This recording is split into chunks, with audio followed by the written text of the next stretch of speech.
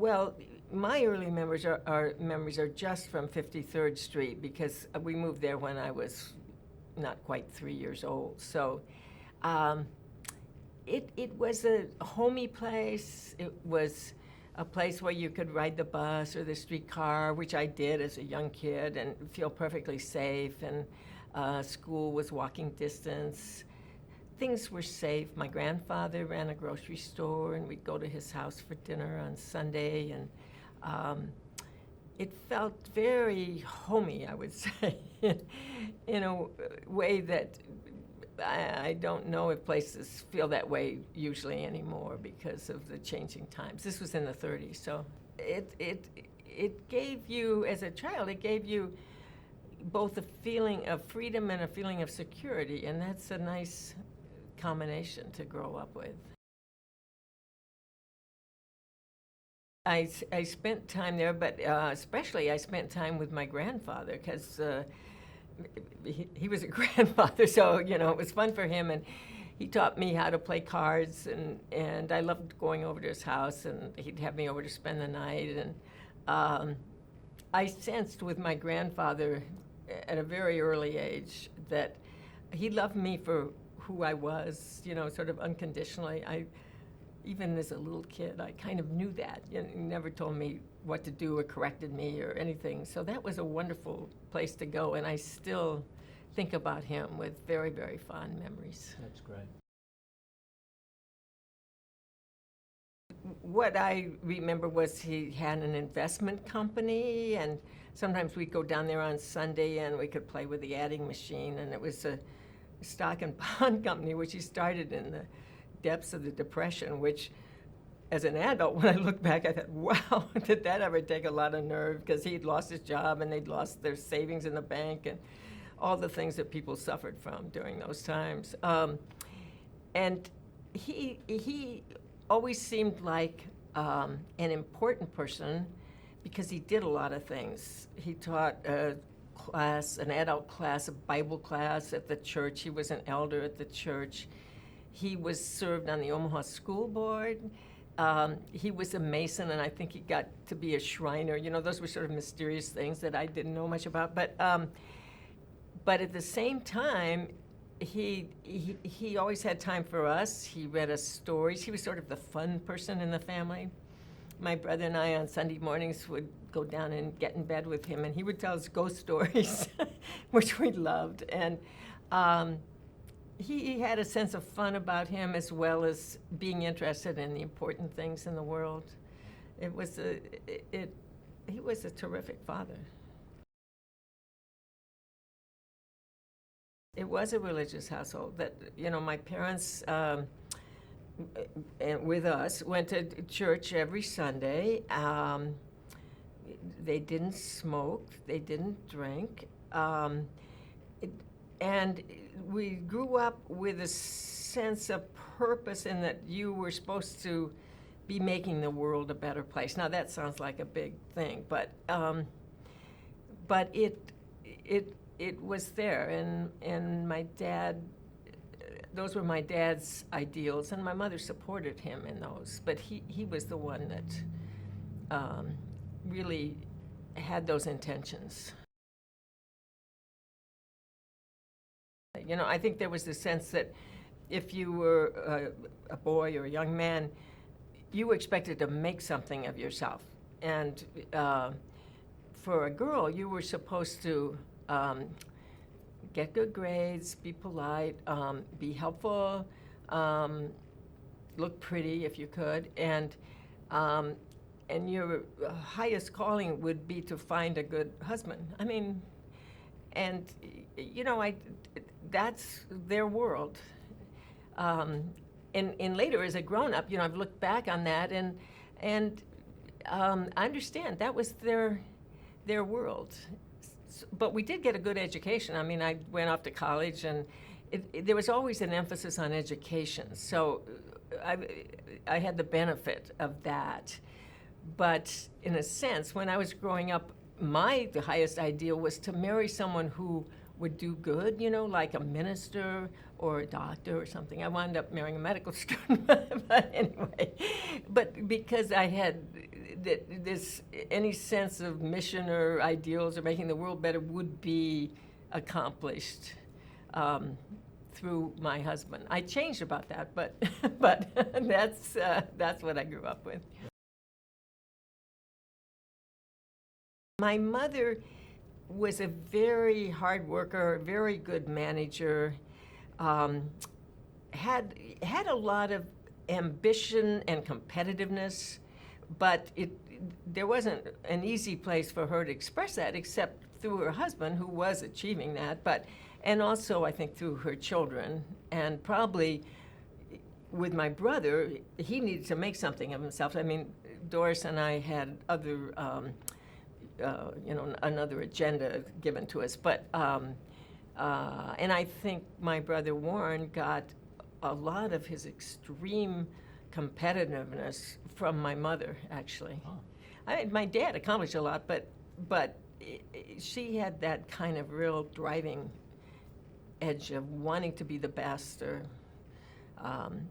perfectionist in some ways. By the time I came along, in a sense, you may have noticed this as a parent yourself, you tend to be the most uptight about your first child, and it lessens until you're maybe going to just have fun with the last one or whatever. Well, it wasn't quite like that with my mother. I mean, she still expected a lot from me, and I also could see what was, happening with my brother and sister. So I tried very, very hard to be a good child, and meet her expectations, and not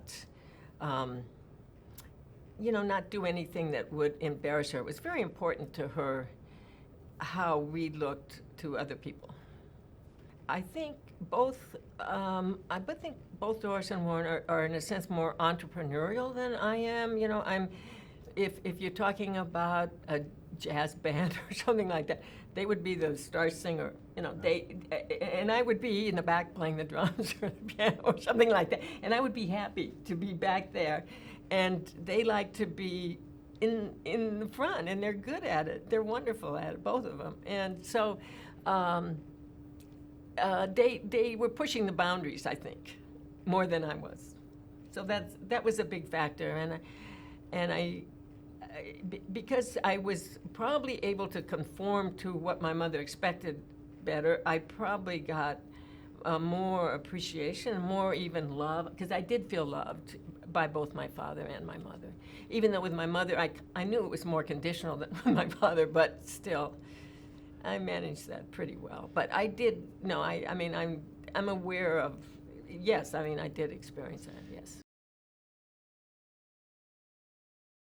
My dad, when we would bring home our report cards and whatever and show him, and we all did well and nicely in school, so it wasn't a problem.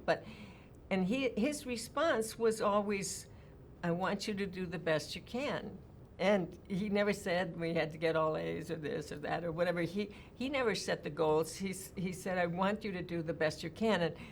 And that has a big power over you, because then you try even harder, because it's somehow if someone gives you an assignment, you may want to rebel, but he didn't do that. So he definitely was about what was going on inside, and that was the most important thing. I suppose so. I can't imagine it didn't, because we're all shaped by our early years. We have to be, and he's turned it into something incredibly wonderful. And my sister's done a lot of good things as well. So it's what it was, but they've made good things happen. Oh, he was a nice little kid, really. We had a lot of fun, because he and I tended to play the games together. I think he chose me because I was 3 years younger, and he always won at everything. We did all these things. We played ping pong or boxing, or the biggest, the most interesting one was Monopoly because of what happened with him later. But he always won, and Yeah, I noticed he would buy up properties. I would be sort of saving my money, and then at the end of the game, when he owned everything with houses and hotels and whatnot, and I was broke, I realized I should have bought property. But we had a lot of fun, together. And he was kind to me. And I'll tell you one story that I love, because I was probably about 4, and I had a Didi doll, which at that time was a wonderful little doll. And I always loved my dolls. And my mother was mad at me for some reason, and I felt it was unfair, and I couldn't, say anything or whatever. So to show how mad I was, I put my Didi doll in the wastebasket, and I'm like 4, and I love my Didi doll. And one of my brother's jobs was to empty wastebaskets, and so he sees it, and he comes very sweetly into me, says, "You didn't really mean to throw this in the wastebasket, did you?" And of course, I said, no, and I was so relieved that he rescued that for me. But he was a kind person, basically. I mean, he liked to have fun, and he liked to beat me in games and all that, but he was basically a kind person, which he still is. He wasn't shy. He had a lot of friends, and he liked to dress up in costumes, and then, he had all these interests, which grew into business interests. But no, I wouldn't say he was shy, but he wasn't. He didn't like to get in fights with people, but that's not the same thing as being shy. Well, I think my dad was an intellectual at heart, and he was interested in so many things. And he started his investment business. He started a South Omaha feed store. He owned parts of farms, and he taught himself to play the piano only on the black keys, which I think Irving Berlin did too. But I mean, that's how he could teach himself. He taught himself to play the accordion, and he liked Chinese rugs. He had so many interests in life, and always reading. And then, of course, eventually into politics. So those were his real interests. But he always provided for his family. And was conscientious about that. But his goal was not to be rich. It was to have this full life of learning and intellectualism and giving back to the community. And I think that, just off the top of my head, I think that Warren got this very, very high competitive streak from my mother, who was very smart and very, very competitive, without a real avenue to express it. And but anyway, so, and making money, that's the world values that, and you can add it up, and he's also intellectual, my brother, but somehow that's gone all into investments and, not building an empire, but something like that. Yes, I do remember him going through that hard time, and it was hard for him. He was in junior high, and he just hadn't found his niche, kind of, it wasn't, he wasn't a big sports person, which often is, for boys, is a way to be one of the gang, and he had other interests. He was on the golf team in high school, but that's, that it's not the real sports thing. And I think it just was an awkward time between having something that the world appreciates you for, and he was having to find that. And there's a time when you're growing up, I think kids can get kind of rebellious or want to somehow be more than what they are. And there was a time when he was trying to find that. We actually moved to Fredericksburg when my dad was elected to Congress, because it was wartime and it was hard to get a house or whatever, and they knew someone in Fredericksburg. So we spent a short time in Fredericksburg before we got to D.C. But that was even worse, because my dad was living in Washington, and we were with my mother, and we'd see him maybe on the weekends or whatever, but it was so lonely and different than Omaha, and both Warren and I were very homesick. my sister having a great time because she happened to fall in with some nice kids, and she was older and glamorous, and she was having a great time. But he and I were pining away from Omaha, and he developed this, asthma or something, and he couldn't sleep, and so he was sleeping standing up or something, and my parents felt very sorry for him, and my grandfather, who lived here in Omaha, ran Buffett's grocery store, agreed to take Warren back. So Warren got to go back to Omaha, and then I was left. It was even worse. I was all by myself, and I was wanting to get back to Omaha too, but it didn't work. My grandfather only had room for one.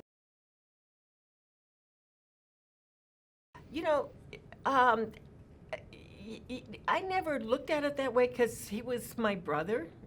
And, he's just who he was, and he did all these wonderful things, and I didn't think of him as having any deficits, of any sort particularly, but it's true, he wasn't as social in junior high and high school as some kids are. There's quite a range of kids in those days. So, I mean, looking back on it,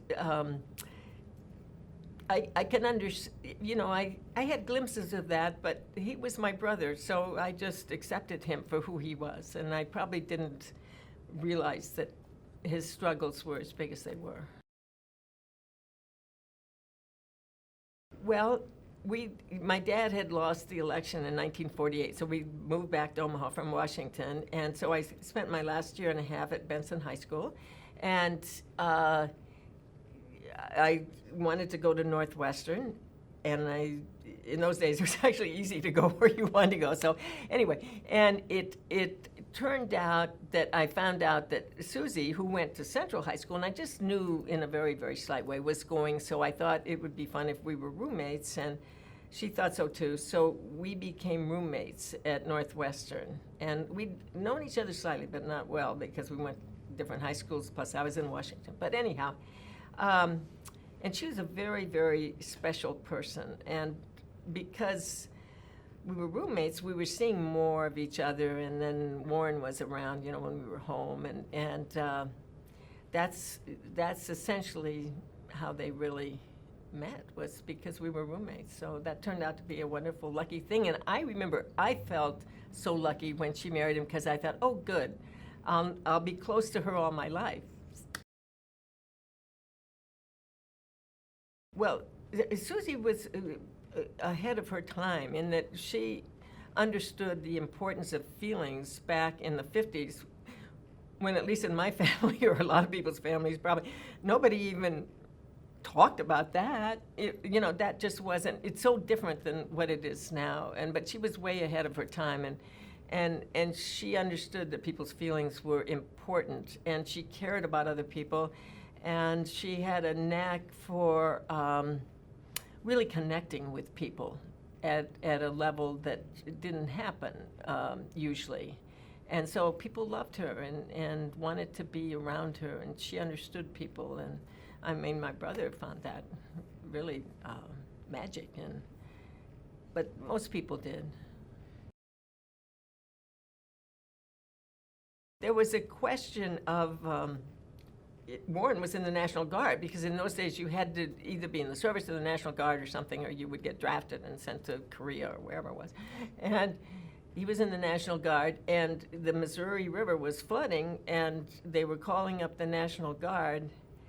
And it's the only time I ever knew my father to use his influence for something. And he was a congressman, and he used his influence so that Warren could be at his wedding on Saturday.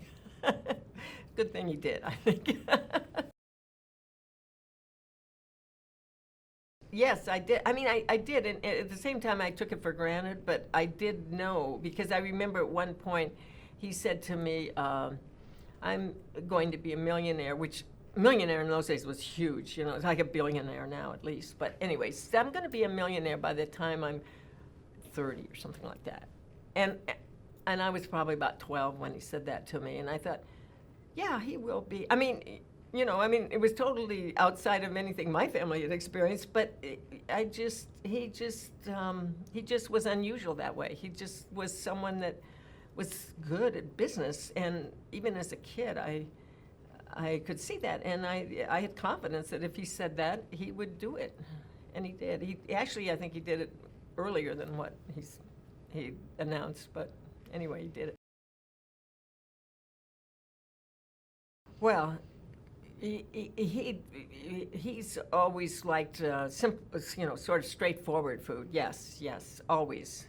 I'm somewhat that way myself, not as much as he is, but yes, and that's what we had around the house. So it wasn't all that it wasn't all that unusual around our house because we had pretty straightforward food as well.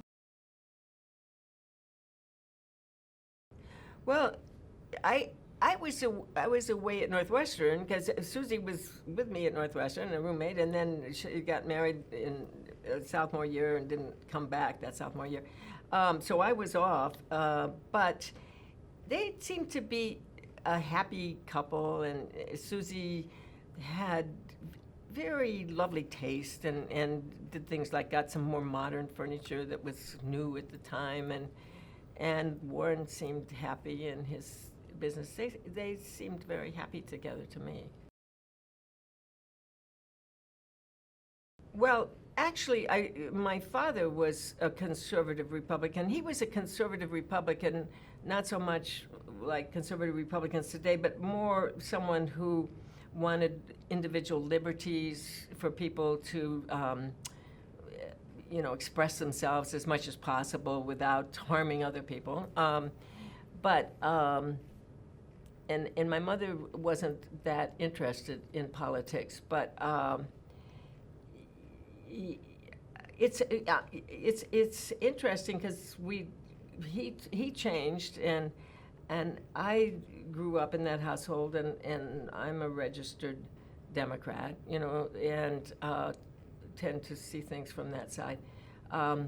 He was very much for thinking for yourself, and I think he died when I was about 30 years old. So probably my development politically wasn't that far along at 30. So I never had any open discussions with him.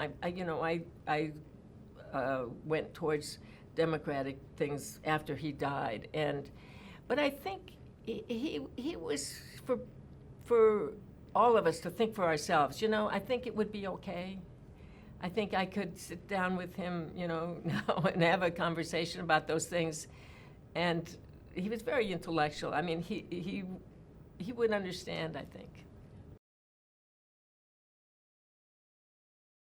She was very loving and caring about other people, and I think that her political beliefs grew out of that. So, her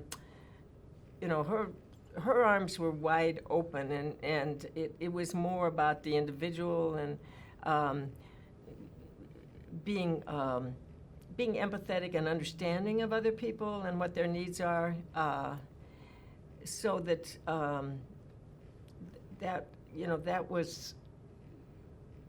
I think that was her take on things, and in terms of that took her away from maybe then the direction that the Republican Party was going. The Republican Party's changed over the years, and when my dad was a Republican in Congress, it wasn't nearly the same look as the party in more recent years. I think that it was, a time in general when there were a lot of changes going on in society and that we were all affected by. And for her, she'd always liked California and sort of the freedom of California. And I think she just needed, to be there and have some space, and but they loved brother and Susie loved each other very much. They always retained a closeness. It was hard to explain to other people, but they always did remain very close. Well, my version is that when Susie got the apartment in San Francisco, she wanted someone to take good care of Warren, and she knew Astrid, and she thought Astrid would be a good person to do that. I mean, it's such an unusual thing. When I'm saying this, I think, most people wouldn't get this, but anyway. But, and, sort of maybe not picked out Astrid, but I mean, that she wanted that. Susie wanted that because she didn't want, she wanted Warren to be happy too, and she wanted Astrid to be happy. It's very unusual. It's hard to explain, but that's what happened. It only worked because of the individuals involved, but each of them, but it did work, and it only goes to show me that people arrange things a lot of different ways if they can,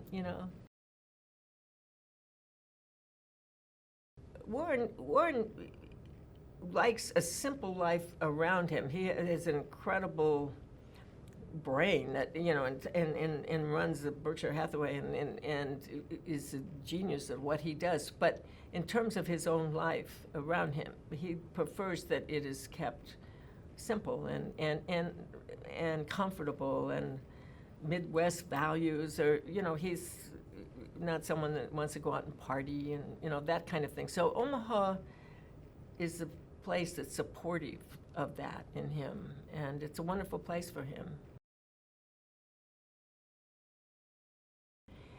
Yes, we do. We don't we don't have set times for calling each other on the phone or something like that, but